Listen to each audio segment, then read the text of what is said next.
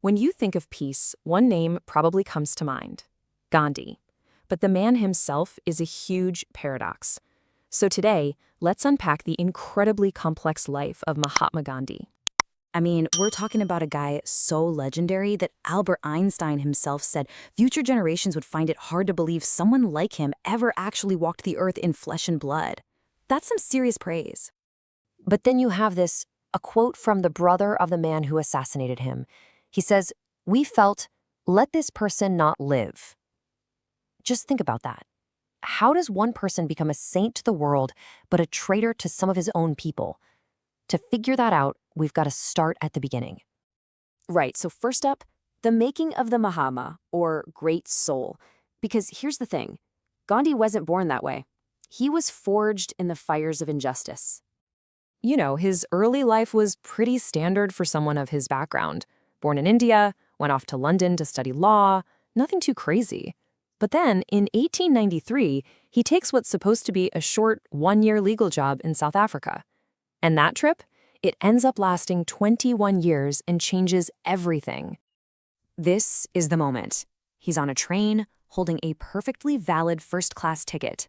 But a white passenger doesn't like him being there, so what happens? He gets physically thrown off the train. Can you imagine? That single moment of raw, ugly discrimination was the spark. Now, he could have just packed his bags and gone back to India. Honestly, who would have blamed him? But he didn't. Instead, he dug in his heels. He decided to stay and fight. And that decision turned this quiet lawyer into a political force to be reckoned with. Okay, so you've got one man, an empire. How on earth do you even begin to challenge that kind of power? Well, you don't use their weapons. You invent a new one. He called it satyagraha. In Sanskrit, that means something like truth force or soul force. And let's be super clear here. This wasn't passive resistance. It was an incredibly active, deeply strategic form of protest that completely rejected violence. And the strategy? It was genius, really. Step 1, you openly but peacefully break a law you know is unjust.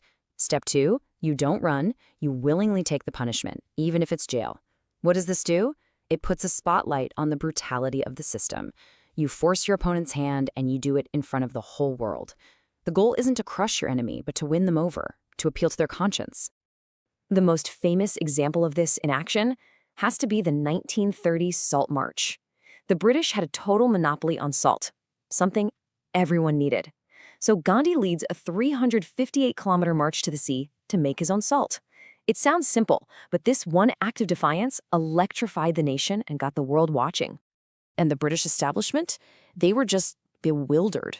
You've got Winston Churchill calling it nauseating to see this half-naked man treated as an equal. But that's the whole point. They had no idea how to respond. I mean, think about it. How do you fight someone who won't fight back? All their military might was useless against his moral authority. But here's where the story takes a dark and deeply ironic turn. This man, the ultimate champion of unity, would lead a movement for freedom that ends in a horrific, bloody division of his country. So as India gets closer to independence, two very different ideas for the future emerge. On one side, you have Gandhi's vision, a single, united, secular India where Hindus and Muslims live together. On the other, Muhammad Ali Jinnah, who argued that Muslims needed their own nation, Pakistan, to avoid being oppressed in a Hindu-majority country. Gandhi even offered Jinnah the prime ministership to keep the country together, but Jinnah wouldn't budge. And then the violence exploded. Jinnah called for a direct action day to press the demand for Pakistan, and it unleashed absolute horror. Massacres erupted in Calcutta, which then set off a chain reaction of brutal, retaliatory killings that swept across the north. So in 1947, the British just drew a line on a map, creating India and Pakistan. The result?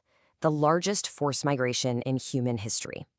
10 million people, 10 million, were uprooted from their homes.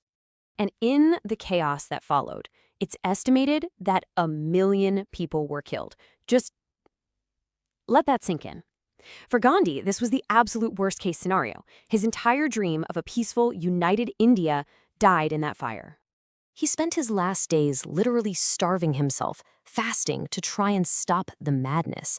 And the ultimate tragic irony? He was murdered, not by a Brit, not by a Muslim, but by a fellow Hindu nationalist who believed that Gandhi's pleas for peace and unity were a betrayal of his own people.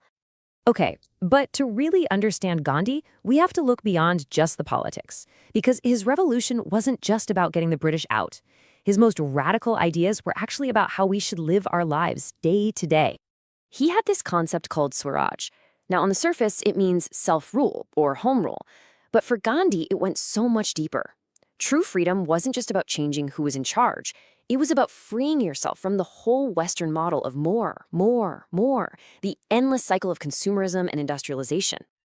But after independence, India had a choice to make. And its first prime minister, Nehru, went in a completely different direction. He saw giant dams and factories as the new temples of India. He chose large-scale industry and modernization. Gandhi's vision of a self-sufficient India, built around small villages and local production, was largely left behind. At the time, a lot of people just dismissed Gandhi's economic ideas as, old-fashioned, not practical for the modern world. But isn't it interesting?